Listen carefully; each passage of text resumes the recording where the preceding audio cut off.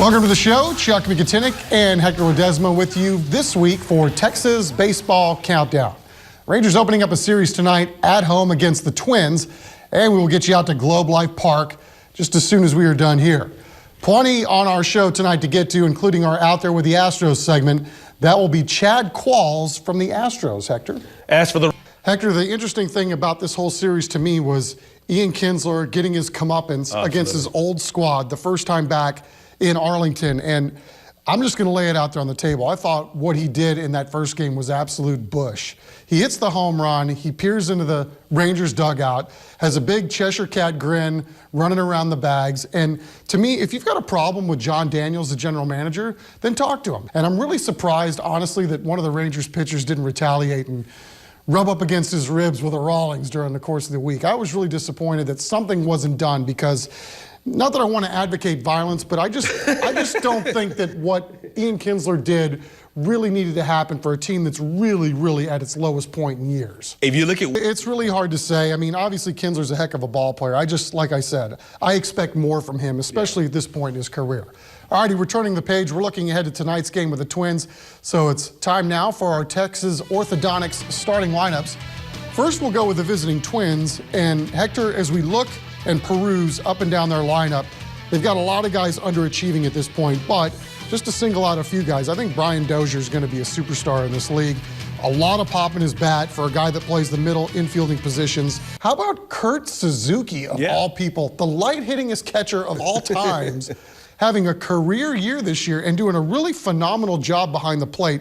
I don't know what he's doing differently, but Kurt Suzuki has been really pretty much the lone bright spot in this order this year. kind of reminds. And as we take a look at the Rangers' projected starting lineup, again, for the most part, the guys at the top, Martin and Andrews, have been hitting the ball. Shin-Soo Choo has been really on a downswing of late, and that's really hurt the Rangers in terms of generating runs. We were wondering when all the injuries were going to start to catch up with this team. It looks like it's finally starting. They finally have, from where they were just a couple of weeks. Yeah, I mean, when you're talking about an 8-game losing streak, it's really all converging now at once. They're not getting much pitching. They're not hitting the ball in timely situations, and the defense has been god-awful as it was in last night's game. So the Rangers are going to have to try to figure something out, and maybe it'll be a good omen that the Twins are coming to town. Maybe they can catch a team that's not exactly tearing it up either and maybe start to right the ship a little bit. All righty, we're just getting started here on Texas Baseball Countdown. Up next, big blow for one of the Astros' prized farmhands. We're going to talk about Carlos Correa and who the Astros Player of the Week is. We'll do that more right after this.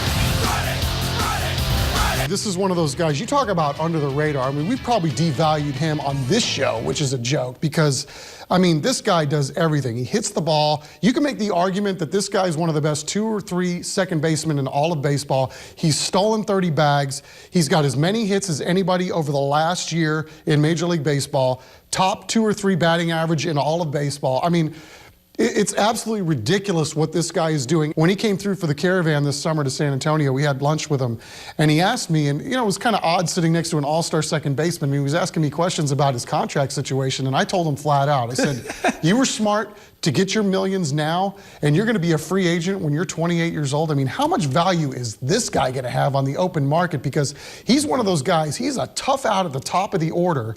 And you're right, you talked about his stature, not the biggest cat in the world, but again, I mean, just a maniac on the bags. He's just a really solid Major League player at a young age. I think we'll be fine. Hector, I know it's tough to make comparisons, especially when you're talking about generational type players, but Carlos Correa, to me, reminds me of what A-Rod was at the same age. And, you know, we had A-Rod here in San Antonio back in the early 90s when he was playing in the Olympic Festival. And he's got the same kind of build, tall and lanky, tremendous pop in his bat, unbelievable range, a cannon for an arm. I think what may separate Correa from A-Rod is basically what's going on upstairs. I mean, this kid's a really bright young man. And it just seems to me when you get the sense talking to him, he's just wise beyond his years. I can tell why this guy's a #1 pick because he takes the game very seriously. I mean, he was hitting well over 350 when he got hurt. He had a bunch of bombs down on the farm. And the only reason why the Astros haven't moved him along any quicker is because they don't have to. The team isn't generating a lot of wins at the major league level right now. They can let him season a little bit more, maybe for another year. But this kid is going to be a major leaguer for probably 2 decades when he gets there. I think a big on this season. Absolutely. Playing the heck out of center field, hitting for average pretty much, really good base stealer, and it's been kind of neat to see the Rangers move him to the top of the order, and he's still producing. I think the power's going to come, too. He's still a young player, but he has some pop in his bat, but I don't think there's any question. You know, this has been one of those years where, okay, it's kind of a wash for the Rangers given all the injuries, but you can kind of let Martin just go out there and do his thing, and you know you're going to have an outfielder that you can count on probably for years to come. In an odd kind of... The Astros signed Chad to be a veteran presence in the locker room, and he's more than fit the bill in that regard, too. Well, here's another side of Mr. Qualls for tonight's Team Express Out There with the Astros segment.